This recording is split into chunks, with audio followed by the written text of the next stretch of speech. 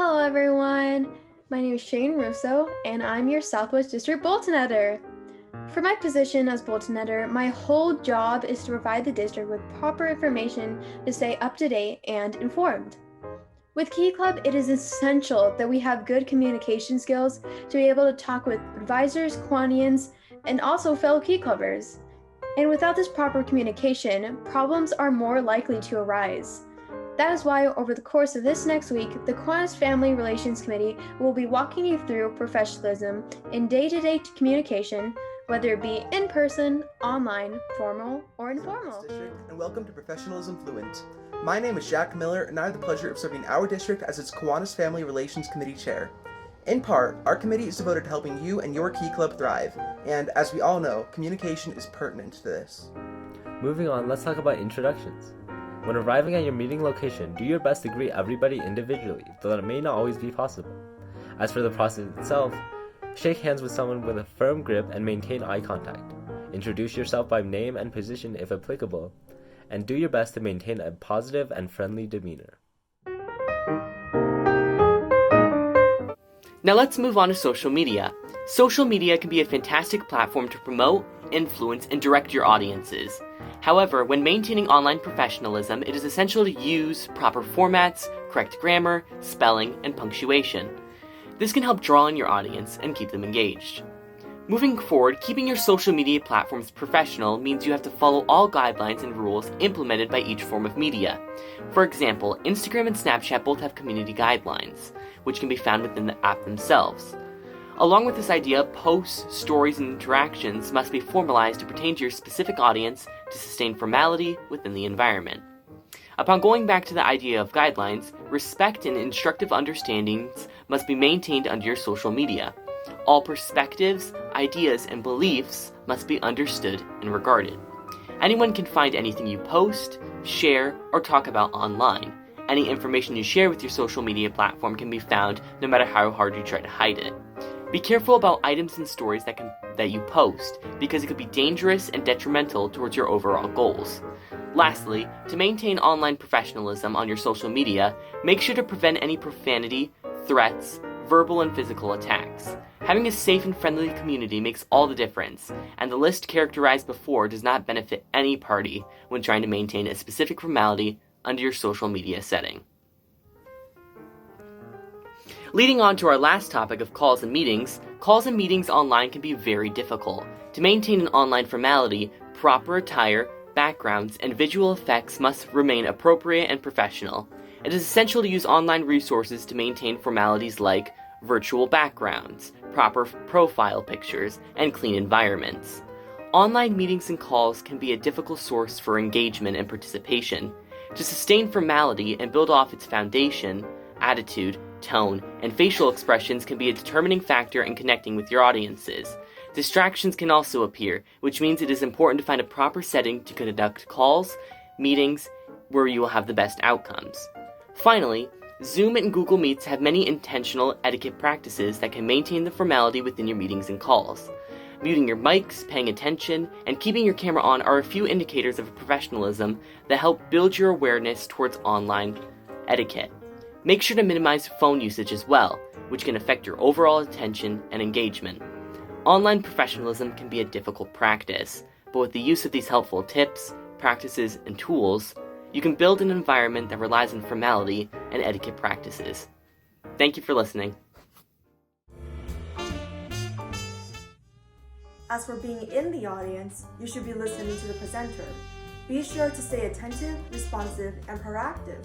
Pay attention, respond to any questions, or comment when appropriate. Most importantly, you should be taking notes. You don't have to stare at the presenter the whole time, but you should be looking at them, especially if they have a PowerPoint. Next, never interrupt the presentation, as that is disrespectful to the presenter and the rest of the audience.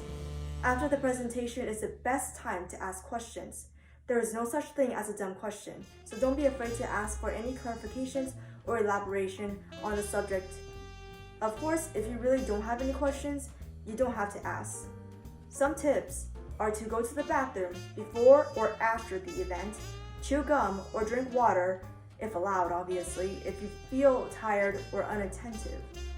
Go to the event prepared to talk to other audience members or the presenter.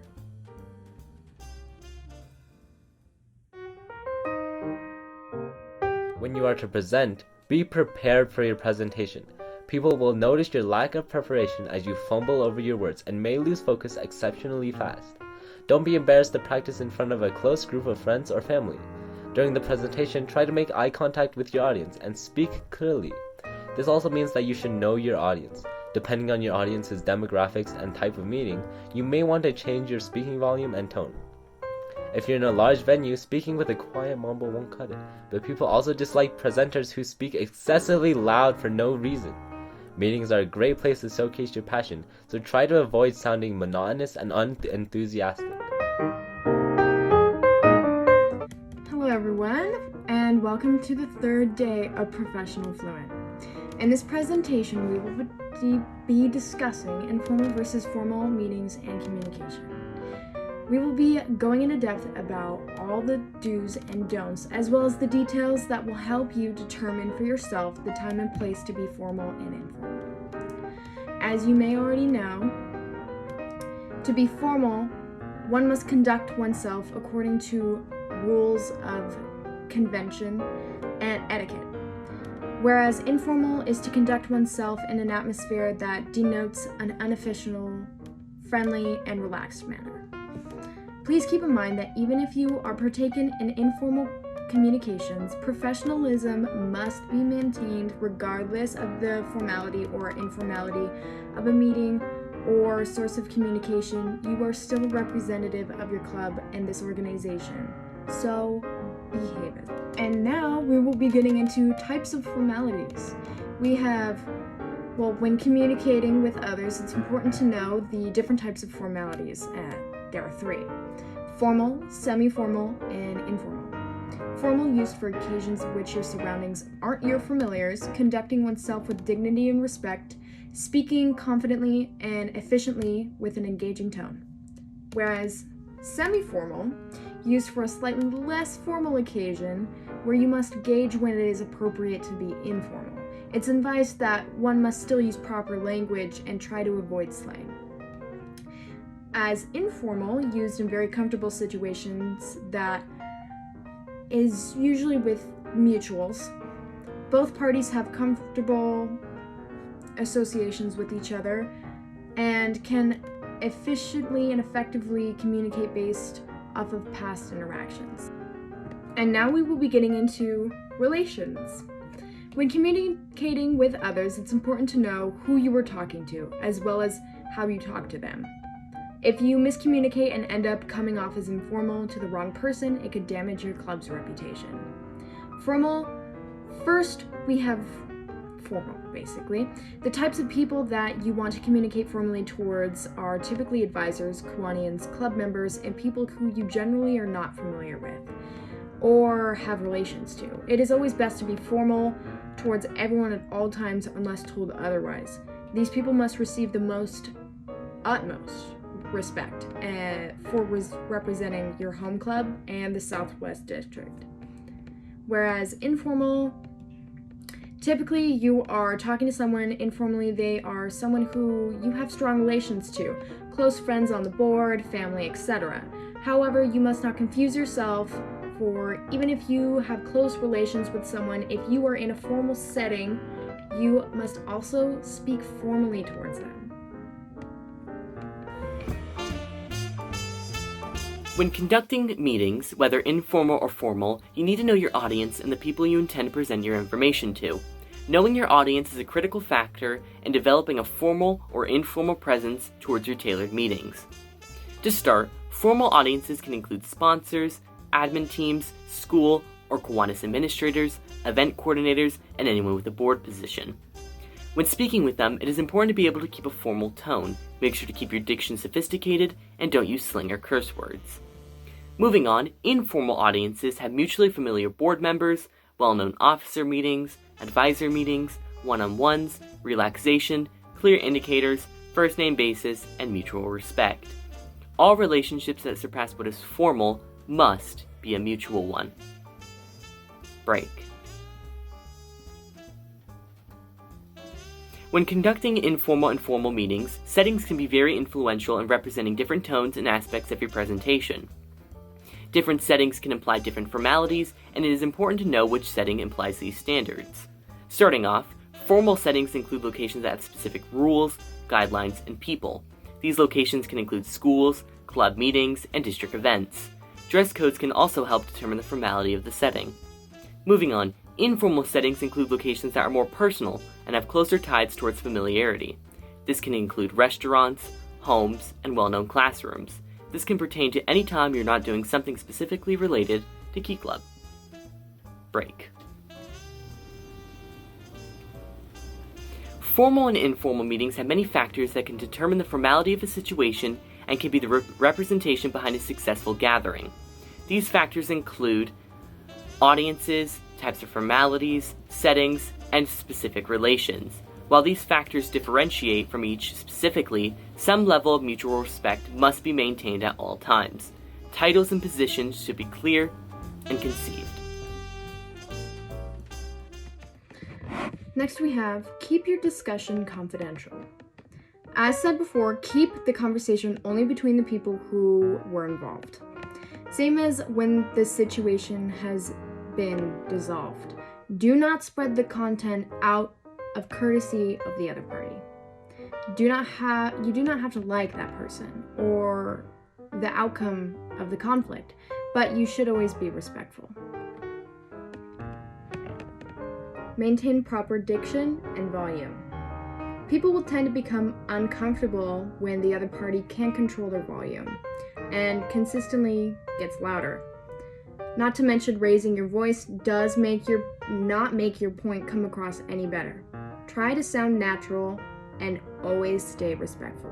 Next we have, listen and attempt to understand the other point of view.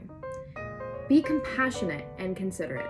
Understand that you are not always right. So be sure to keep an open mind. Actually, listen to what the other person has to say.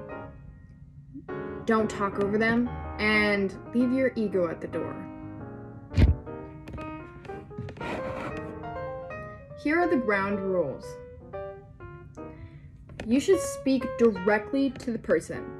That way you avoid any miscommunication and prolongment of the issue. Be sure to address everything. Do not bring other people into the situation. Speak in a calm manner in order to avoid an aggressive tone, because this leads to other people becoming defensive instead of understanding. Hello everyone, and welcome to the last day of Professionalism Fluent. Today we'll be discussing how to maintain professionalism during conflict. 2. Focus on the issue, no personal attacks. The second that you use personal attacks, you lose the argument. Remember to represent yourself and your organization in a positive light. Be respectful of other people's opinions. Remember, they are human too. Always keep in mind that many people are uncomfortable when it comes to confrontation, so be gentle and understanding. 4. Body language matters. Don't cross arms and always keep your expression in check. If not, you may come across as judgmental or careless. Never get physical. 6. Work towards an equal compromise. More often than not, you will not get everything you want out of a conflict. In this case, a compromise is the best solution. When coming to a compromise, it's better to do it in a private setting. Don't bring in unnecessary people into the argument. In a situation where a compromise can't be reached, you should bring in any higher-ups, but again, only if absolutely necessary.